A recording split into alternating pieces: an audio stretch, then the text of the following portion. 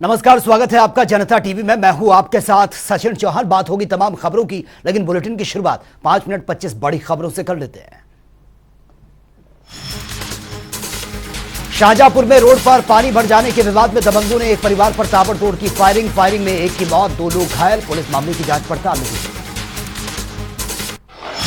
मुजफ्फरनगर में लापता युवक का शव मिलने से मचा हड़कंप। 2 दिन से लापता था मृतक युवक। मौके पर सीओ खतौली सहित भारी पुलिस फोर्स भी मौजूद रही। खतौली थाना क्षेत्र के शाहजहांपुर का मामला। लखीमपुर खीरी के कोतवाली मागलगंज के चपरतला गांव में शौचालय गिरने से 5 साल के मासूम की मौत। पुलिस ने पोस्टमार्टम के लिए शव को भेजा। बरेली में चल रहे स्मार्ट सिटी प्रोजेक्ट में देखने को मिली है धांधली। कुतुबखाना पर चल रहे पुल निर्माण पर किसी अधिकारी का ध्यान नहीं। बगैर बेल्ट और बगैर हेलमेट के हो रहा था निर्माण कार्य। बिजनौर के मंडावली हरिद्वार हाईवे पर रोड बस और डीसीएम की हुई है भिड़ंत से आधा दर्जन लोग गंभीर रूप से घायल। मौके पर पहुंची पुलिस ने घायलों को सीएचसी में भर्ती करवाया। संभल में नाबालिग के साथ घर में घुसकर दरिंदों ने की है सामूहिक दुष्कर्म। पुलिस ने 2 आरोपियों को गिरफ्तार किया। इटावा के भरथना में पति पत्नी की संदिग्ध अवस्था में फांसी के फंदे पर लटका मिला शव। अलग अलग जगहों पर मिले हैं दोनों के शव। घटना की खबर मिलते ही क्षेत्र में सनसनी। शाहजहांपुर जेल में महिला बंदियों के साथ हो रहे बच्चों के लिए बाल बाड़ी एवं बाल क्रीड़ा केंद्र का निर्माण शुरू हुआ। स्वयंसेवी संगठन के सहयोग से हो रहा है निर्माण। कासगंज में धूमधाम से मनाया गया रंग पंचमी महोत्सव। गंगा भक्त समिति के तत्वाधान में भगवान वराह की निकाली गई शोभा यात्रा। कानपुर में दबंगों में नहीं है पुलिस का खौफ। बीच सड़क पर जमकर हुई मारपीट का वीडियो सोशल मीडिया पर वायरल। आगरा के थाना ट्रांस यमुना पुलिस को एसओजी के सहयोग से मिली बड़ी सफलता। पुलिस ने चोरी की 4 घटनाओं का खुलासा किया। चोर दुकान और बंद मकानों को बनाते थे निशाना। शाहजहांपुर में फांसी पर लटका मिला है युवक का शव। परिजनों ने लगाया हत्या का आरोप। सूचना पर पहुंची पुलिस ने शव को कब्जे में लेकर जांच पड़ताल शुरू की। फतेहपुर में नहाते समय गंगा नदी में डूबा किशोर। सूचना पर मौके पर पहुंची पुलिस किशोर को ढूंढने में लगी। रिश्तेदार के यहां मांगलिक कार्यक्रम में आया था किशोर। आगरा कैंट रेलवे स्टेशन पर खोखले होते दिखाई दिए हैं रेलवे के दावे। जनरल टिकट के लिए जूझते नजर आए यात्री। संत कबीर नगर में चोरी की ट्रॉली के साथ 3 शातिर अभियुक्तों को किया गया गिरफ्तार। क्षेत्राधिकारी अंशुमान मिश्रा ने मामले का खुलासा किया। आगरा के थाना एतमादपुर क्षेत्र में डग्गा मार वाहनों का आतंक। यात्रियों से की जा रही है किराए को लेकर जमकर लूट। यात्रियों ने टोल फ्री नंबर पर शिकायत दर्ज करवाई। रायबरेली में संदिग्ध परिस्थितियों में लापता किशोर का मिला शव। रात में खेत के लिए निकला था किशोर। देहरादून के दरबार साहिब में आज ऐतिहासिक श्री झंडे जी का हुआ आरोहण। सुबह 7 बजे से पुराने झंडे जी को उतारने की प्रक्रिया शुरू। पंजाब के परिवार को मिला है श्री झंडे जी पर दर्शनीय गिलाफ चढ़ाने का मौका। कानपुर सेंट्रल स्टेशन पर पिस्टल लेकर स्टैंड संचालक पर रॉब गाड़ता हुआ युवक पड़ा भारी। जीआरपी ने गिरफ्तार कर युवक को जेल भेज दिया। सुल्तानपुर में पूर्वांचल एक्सप्रेस वे पर दिखाया तेज रफ्तार का कहर। कंस्ट्रक्शन वर्क में लगे डंपर से टकराई स्विफ्ट डिजायर कार। प्रतापगढ़ में जातीय संघर्ष में 2 पक्षों में जमकर मारपीट। एक पक्ष ने 1.5 दर्जन लोग हुए घायल, दूसरे पक्ष से भी हुए घायल। घायलों को अलग अलग जगह चल रहा है अस्पताल में इलाज। आगरा में 12 साल बाद मिली है घर से गायब हुई बहन। असम के जिला गोलाघाट से गायब हुई थी महिला को मानसिक स्वास्थ्य संस्थान ने मिलवाया है। शाहजहांपुर में दबंगों ने मुख्यमंत्री और वित्त मंत्री के फाड़े हैं पोस्टर। बीजेपी के सदर मंडल के उपाध्यक्ष जगदीश सिंह के कार्यालय में घुसकर जमकर ये पोस्टर फाड़े गए। आगरा के थाना कमला नगर क्षेत्र में बच्चों का क्रिकेट मैच बना खूनी संघर्ष। मैच खेलने के दौरान दबंगों की दीवार से बॉल टकराने के बाद दबंग मैच खेल रहे बच्चों से झगड़ने पहुंच गए। और गोरखपुर से सनसनीखेज मामला आया सामने। बेटे ने पिता की धारदार हथियार से गला काटकर कर दी हत्या। धड़ और सिर ट्रॉली बैग में रखकर सड़क पर फेंका।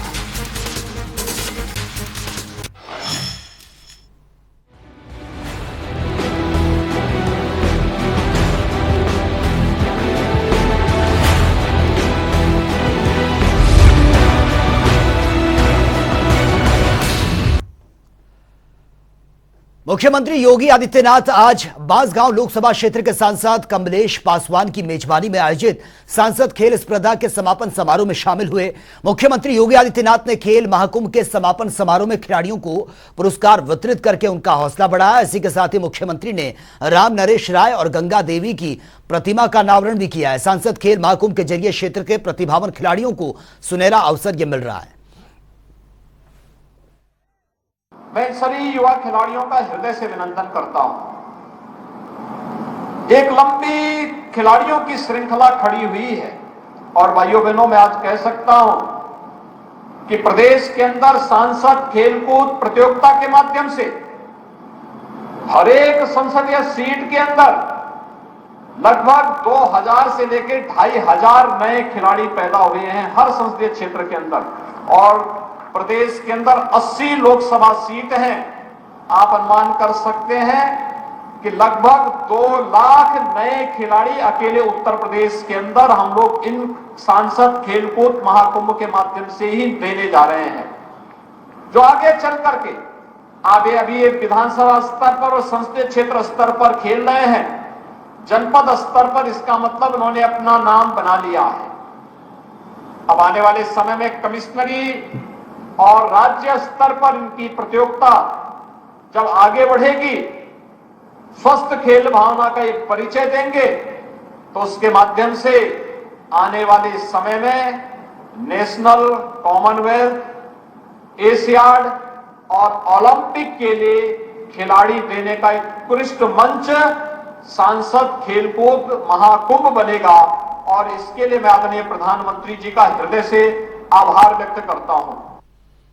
और वहीं आगामी नगर निकाय चुनाव को लेकर बीजेपी प्रदेश महिला मोर्चा की बैठक हुई है और इस दौरान बीजेपी प्रदेश अध्यक्ष भूपेंद्र चौधरी भी बैठक में शामिल हुए हैं। वहीं भूपेंद्र चौधरी ने कहा कि बीजेपी के कार्यकर्ता अपने परिवार के आधार पर सरकार के कार्य उपलब्धि को जनता के बीच में कैसे पहुंचाएं, इस पर बैठक में चर्चा हुई है।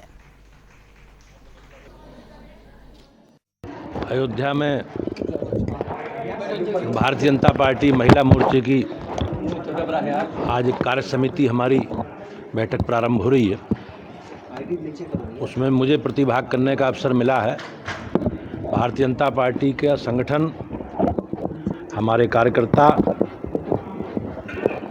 सभी लोग अपने विचार के आधार पर और जो हमारी सरकारों के काम हैं और अपने संगठन की व्यवस्था के अनुसार हम लोग लगातार जनता के बीच में रहते हैं। आज की बैठक में जो हमारे कार्यक्रम हैं, अभियान हैं, उन अभियानों में बूथों के, सेक्टरों के काम और नगर निकाय और लोकसभा चुनाव में हम लोगों की भूमिका, ये सारे विषयों पर अलग अलग सत्रों में हमारे कार्यकर्ता इस बैठक के माध्यम से विचार करके और अपनी बात नीचे तक पहुंचाना और अपने संगठन के काम को, उसके आधार को नीचे तक पहुंचाना, ये आज की बैठक में हम लोग चर्चा करेंगे। और लखनऊ में निषाद पार्टी ने आज प्रशिक्षण शिविर का आयोजन किया है, जिसका नेतृत्व पार्टी के राष्ट्रीय अध्यक्ष संजय निषाद कर रहे हैं। इस दौरान संजय निषाद ने बताया कि राजनीति में कार्यशैली का बढ़िया होना बेहद जरूरी है। कार्यशैली के दम पर ही हम आगे बढ़ते हैं। संजय निषाद ने कहा कि बीजेपी और निषाद पार्टी के अलावा कोई दूसरी बड़ी पार्टी नहीं है। हम लगातार अपने कार्यकर्ताओं को जमीनी स्तर पर काम करने के लिए कह रहे हैं। पार्टी में गर्मी नहीं रही। ये प्रशिक्षण कार्यक्रम का क्या है, मतलब कुछ बताइए जरा इसके बारे में। एक कार्यशाला है और कार्यशैली बदलने के लिए है, क्योंकि जब इनकी कार्यशैली कभी भगवान राम निषाद राज के हमारे पुरखों की कार्यशैली थी, तब यहाँ राम राज था। मुगलों ने तलवार के बदौलत, अंग्रेजों ने तोप के बदौलत, पिछली सरकारों ने हमारे समाज को पौआ पिला के सब्जबाग दिखाकर हमारी कार्यशैली बदल दी। पौआ क्या होता है, बहुत लोग नहीं समझते। पौआ मतलब होता है, जान ही रहे हैं कि जो बस हमारे लोगों का एक था कि ये बिकाऊं और पियाऊं हैं, मतलब ये जिधर पीते हैं उसका, जिसका पीते हैं उसका खाते, उसका गाते हैं। पौआ तो आप भी बांटते हैं? नहीं, हम कहाँ बांटते हैं, हम तो पावर बांटते हैं, हम तो इनको ज्ञान बांटते हैं, इनको एक सिस्टम बांटते हैं। आज इनको ज्ञान देने के लिए लाया हूँ, तो इनकी कार्यशैली बदलने के लिए बुलाया हूँ कि आप अगर कार्यशैली वहाँ थे तो आप बर्बाद हो गए, वो आबाद हो गए। अगर कार्यशैली बदल दो तो आप आबाद हो जाओगे, वो बर्बाद हो जाएंगे। तो जब कार्यशैली बदलना शुरू किया 2013 से, तो धीरे धीरे 2016 में पार्टी बनाई, एक विधायक बनाया, तो कितने पार्टियां देखो कहां से कहां चली गई। ये हीरो हो रहे हैं, वो जीरो हो रहे हैं। राजभर आपसे जल रहे हैं अंदर ही अंदर। अरे किसी की जलन थोड़ी रोका जा सकता है, क्योंकि नहीं, आपका बेटा सांसद, एक विधायक, उनका कुछ नहीं जलेंगे। नहीं। और बातें जैसे हमारी पार्टी की कार्यशैली बहुत अच्छा है, और उस बच रहे हैं कि ओम प्रकाश राजभर दौड़ाने ना लगे। नहीं, उस कार्यशैली की वजह से हमारे बीच में उनकी पार्टी छोड़कर हमारी कार्यशैली से खुश होकर इस पार्टी को ज्वाइन कई सैकड़ों, आज कई लोगों ने फिर इस कार्यशैली को, हमारी क्रियाकलाप, हमारी दक्षता को, हमारी उपलब्धता को देखेंगे।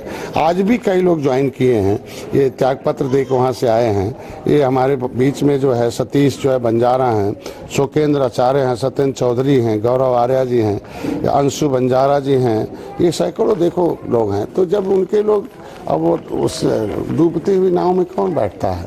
ये मझधार पार करने वाली नाव है। ये जो है देख लो, सपा बसपा एक हो गई थी और उसमें जितने लोग थे सब डूब गए। आज के दिन में देखो, हम भारतीय जनता पार्टी, हम लोग एक नाव में बैठे और निषाद जिसमें बैठता है उस नाव को अभी डूबने नहीं देता है, तो इसलिए इसको पार कर दिया, तो इसलिए सब इसमें आ रहे हैं। तो जब इनके लोग आएंगे तो निश्चित रूप से थोड़ी बहुत समस्या रहेगी। उन्हें दुख नहीं होना चाहिए, उन्हें अपने सिद्धांत पर काम करना चाहिए। और सीतापुर दौरे पर पहुंचे अखिलेश यादव ने पूर्व जिला पंचायत अध्यक्ष स्वर्गीय महेंद्र सिंह वर्मा की प्रतिमा का अनावरण किया। इस दौरान अखिलेश यादव ने बीजेपी और बसपा पर जमकर निशाना भी साधा है। सीतापुर में जनसभा को संबोधित करते हुए अखिलेश यादव ने कहा कि बहुजन समाजवादी पार्टी के प्रत्याशी भारतीय जनता पार्टी के कार्यालय से ये तय होते हैं और वहीं जीतने के लिए ये तय नहीं होते, इसीलिए तय होते हैं कि समाजवादी पार्टी आगे ना बढ़ जाए। ईडी, सीबीआई, इनकम टैक्स, किस पे छापा पड़ रहा है? जो विपक्षी पार्टियां आज मजबूती से खड़ी हैं भारतीय जनता पार्टी के खिलाफ, वो दल जो भारतीय जनता पार्टी से मुकाबला कर रहे हैं, उनके नेताओं पर, उनके परिवार के लोगों पर आरोप लगाना और संस्थाओं को भेज देना। आप में से जितने पत्रकार साथी याद कीजिए वो दिन चुनाव से पहले जब एक व्यक्ति के यहाँ छापा पड़ा था और 250 करोड़ रुपया कैश मिला था। उसका झूठा प्रचार ये भारतीय जनता पार्टी ने किया कि समाजवादी पार्टी का इत्र बनाने वाला, परफ्यूम बनाने वाला उद्योगपति के यहाँ 250 करोड़ रुपया निकला। टीवी, अखबारों के माध्यम से समाजवादी पार्टी को बदनाम करने की कोशिश की गई। और जेडीयू के यूपी प्रदेश अध्यक्ष अनूप पटेल ने आज इस्तीफा दे दिया है। इस्तीफा देने के पीछे उन्होंने व्यक्तिगत कारण बताया है, एक निजी कारण उन्होंने बताया है। इस दौरान जेडीयू के राष्ट्रीय अध्यक्ष लल्लन सिंह भी मौजूद रहे। लल्लन सिंह ने कहा है कि जेडीयू अपना विस्तार यूपी में करेगी और 3 महीने के अंदर 5 लाख सदस्यों को भी जोड़ा जाएगा।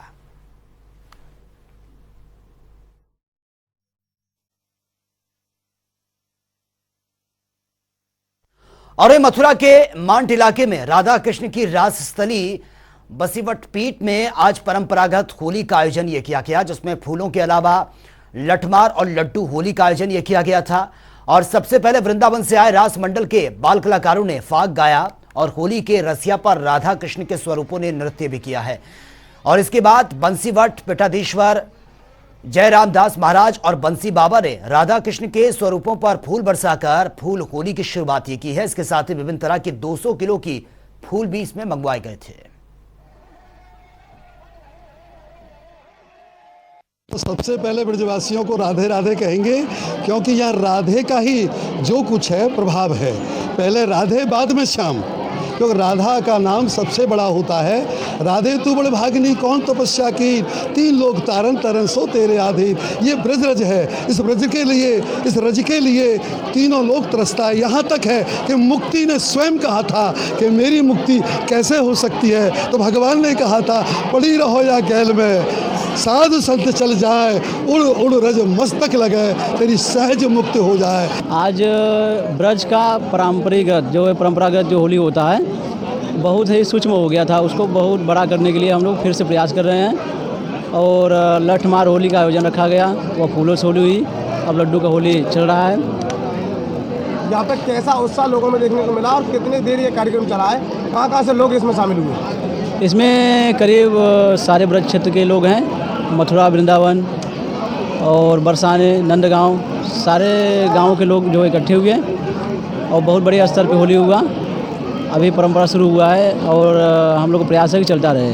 कितना उत्साह और या आनंद देखने को मिला लोगों में? जी, बहुत ज़्यादा होली की वजह से उत्साह कोई सीमा नहीं है। करीब 5-6 हज़ार के करीब लोग रहे हैं, ज़्यादा रहे हैं। ब्रज की होली प्रसिद्ध है, तो यहाँ पहले भी आयोजन होते रहे हैं, लेकिन थोड़ा व्यापक रूप में नहीं, सूक्ष्म रूप में जो है परंपरा के हिसाब से करते रहे हैं, लेकिन इतना व्यापक रूप नहीं दिया गया। तो अभी वो पुराने स्वरूप को प्राप्त हो जाए, अपना जो ये त्यौहार है उसी का प्रयत्न किया जा रहा है। जनता का सब भरपूर सहयोग मिला है और बहुत अच्छी आपने देखा है, बाहर बड़ी संख्या में लोग आए। किया गया है हमारा जी? इसमें सबसे पहले फूलों की होली, आज रंग पंचमी है, तो उसी के दृष्टिगत सबसे पहले फूलों की होली और उसके बाद आपने ब्रज की प्रसिद्ध होली जो लठमार होली है आपने देखी। लठमार होली और लड्डू होली, ये एक ब्रज की अनोखी होली और कहीं नहीं होती है संभवतः। तो ये तीनों होलियों का आयोजन किया गया था। और वहीं सहारनपुर की सबसे प्रतिष्ठित और प्राचीन शिक्षा संस्था जेवी जैन डिग्री कॉलेज की प्रबंध कमेटी चुनाव में मोहित जैन गुट की जीत हुई है। चुनाव अधिकारी रऊफ अहमद ने मतगणना के पश्चात चुनाव परिणाम की घोषणा की है। इस अवसर पर शाकुंभरी देवी विश्वविद्यालय के नियुक्त ऑब्जर्वर डॉक्टर ओमपाल सिंह भी मौजूद रहे।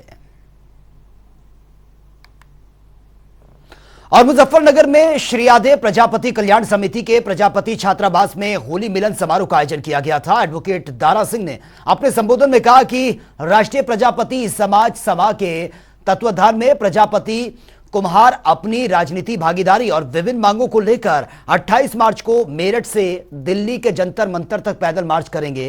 राष्ट्रपति और प्रधानमंत्री को ज्ञापन देंगे। उन्होंने यह भी कहा कि पिछड़े वर्ग की जाति जनगणना प्रजापति समाज सहित 17 जातियों को अनुसूचित जाति में शामिल कराने की मांग करेंगे।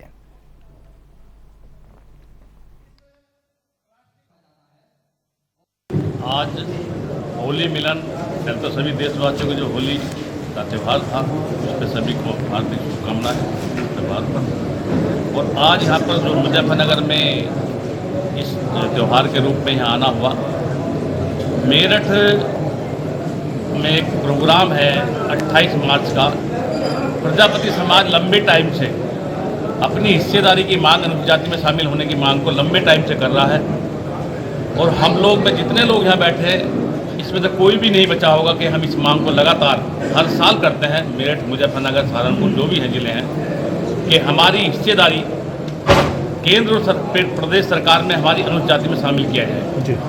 तो अब के सभी ने मिलकर निर्णय लिया है कि हम लोग 28 मार्च को पैदल चलकर पूरे उत्तर प्रदेश नहीं पूरे हिंदुस्तान के लोग इकट्ठा होंगे और मेरठ से इकट्ठा होकर पैदल हम लोग दिल्ली के लिए जंतर मंतर के लिए जाएंगे और केंद्र और प्रदेश की सरकार को बताएंगे कि हमने जो 15-16 साल से लगातार 99% प्रजापति समाज वोट देने का काम कर रहा है बीजेपी को, आज वो आपके सामने अपनी जो हिस्सेदारी है वो मांगना चाहता है और हम लंबे टाइम से मांग रहे हैं और वादा भी किया था प्रदेश सरकार और केंद्र सरकार ने हमसे कि हम जब हमारी सरकार आएगी तो हम आपको अनुसूचित जाति में शामिल करने के लाभ देंगे। और उत्तराखंड विधानसभा का बजट सत्र सोमवार से ये शुरू हो रहा है, जिसमें भाग लेने के लिए राज्यपाल गुरमीत सिंह, मुख्यमंत्री पुष्कर सिंह धामी समेत स्पीकर रितु खंडूरी और साथ ही अन्य नेता गैरसैंण पहुंच गए हैं। इससे पहले आज विधानसभा अध्यक्ष रितु खंडूरी ने भराड़ीसैंण विधानसभा भवन में पहुंचकर हवन पूजन कर सत्र सुचारू और प्रदेश के हित में चलने की कामना की है। और इसी कड़ी में मुख्यमंत्री श्री पुष्कर सिंह धामी ने राज्यपाल लेफ्टिनेंट जनरल गुरमीत सिंह से शिष्टाचार भेंट भी की है। और वहीं भराड़ीसैंण विधानसभा में कल से उत्तराखंड का बजट शुरू होने जा रहा है, जिसके लिए सीएम धामी समेत राज्यपाल गुरमीत सिंह और साथ ही विधानसभा अध्यक्ष रितु खंडूरी समेत तमाम नेता भराड़ीसैंण पहुंचे हैं। इस दौरान राज्यपाल गुरमीत सिंह ने विधानसभा अध्यक्ष रितु खंडूरी के भाषण के साथ विधानसभा परिसर का ये निरीक्षण भी किया है, जिसके बाद राज्यपाल गुरमीत सिंह ने विधानसभा की तैयारियों से संतुष्ट होकर विधानसभा अध्यक्ष को बधाई भी दी है।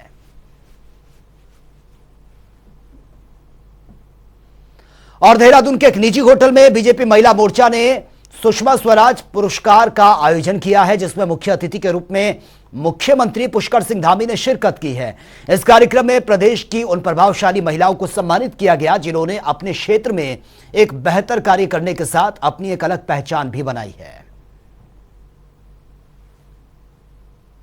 महिला दिवस के अवसर पर मैं सभी को बधाई देता हूँ, शुभकामनाएं देता हूँ और स्वर्गीय सुषमा स्वराज के नाम पर यहाँ पर आज अवार्ड दी तो विशिष्टताएं प्राप्त करने वाली मातृशक्ति उन सभी को सम्मानित किया गया। उसी दिन होली होने के कारण हमने 10 से 15 तारीख तक ये कार्यक्रम लिया है और इसमें इस बार विशिष्ट ये है कि हमारी देश और विश्व की नेता सुषमा स्वराज महिलाओं की प्रेरणा, उनके नाम से हम सुषमा स्वराज अवार्ड से अपने हर जनपद में 10 से 20, 25, 30 महिलाओं को सम्मानित कर रहे हैं जो विशिष्ट कार्य कर रही हैं और विशिष्ट जो महिलाएं हैं उनको सम्मानित कर रहे हैं।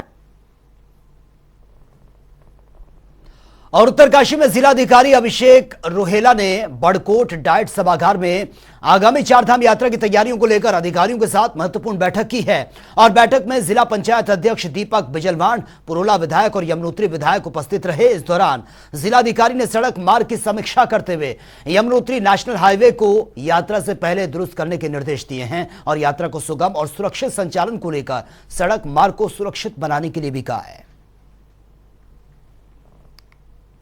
आज ये यमुनोत्री के लिए जो यात्रा शुरू होने वाली है उसके लिए ये आज सभी अधिकारियों के साथ, जिलाधिकारियों के साथ बैठक की गई है और उसके लिए सभी को 15 अप्रैल एक डेडलाइन दी गई है कि तब तक पूरी तैयारियां हो जाए। नहीं तो जिस विभाग की तैयारियां अगर सही नहीं पाई गई उस पर जवाब देते हैं। आज बड़कोट में चारधाम यात्रा को लेकर के बैठक की गई जिसमें कि जिले के सभी अधिकारी थे और जिलाधिकारी थे, यमुनोत्री विधायक जी और जिला पंचायत अध्यक्ष जी भी अवेलेबल थे और यहाँ की जो व्यवस्था है यमुनोत्री धाम के लिए क्या और अच्छा किया जा सकता है, जिससे पूर्व में भी यहाँ पे काफ़ी अच्छी यात्राएं चली, इस बार और क्या अच्छा कर सकते हैं उसके लिए हम सारी व्यवस्थाएं सभी लोगों के साथ डिस्कस करेंगे। यमुनोत्री धाम की यात्रा की तैयारियों को लेकर एक बैठक हुई है जिसमें माननीय विधायक जी, यमुनोत्री और पुरोला जिला पंचायत अध्यक्ष, नगर पालिका अध्यक्ष के द्वारा भी इसमें हमें मार्गदर्शन प्रदान किया गया और जो चर्चा हुई उनके अनुरूप तैयारियां करने के लिए सभी विभागों को निर्देश दिए गए हैं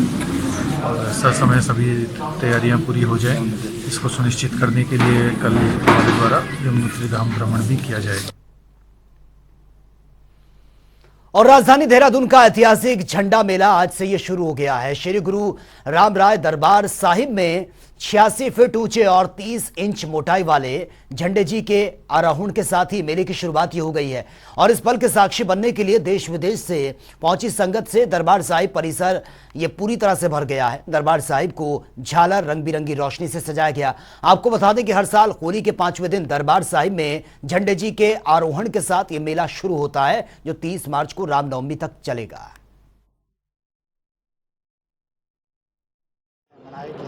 आपने देखा होगा कि आस्था का सैलाब जो है पूरे झंडा दरबार में है, उमड़ पड़ा।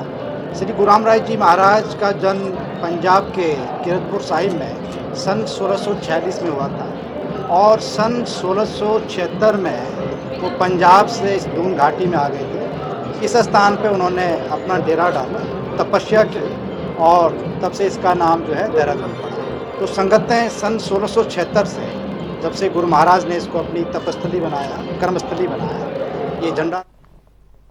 तो फिलहाल इस बुलेटिन में मेरे साथ इतना ही, लेकिन तमाम खबरों के लिए आप बने रहिए जनता टीवी के साथ। नमस्कार।